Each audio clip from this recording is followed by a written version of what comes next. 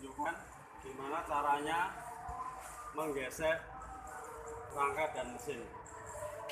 Soalnya ada pertanyaan dari kawan-kawan. Ini adalah mobil Fuso rakitan tahun 2019. Nomor rangka tepatnya ada di ban sebelah kiri ban Fuso.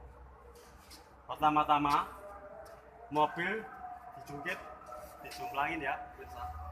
Nah, baru kelihatan nomor rangkanya. Nih. Tuh kelihatan. Yang kedua, nomor mesin. Nomor mesin tepatnya ada di atas das babi istilahnya, di belakang filter angin.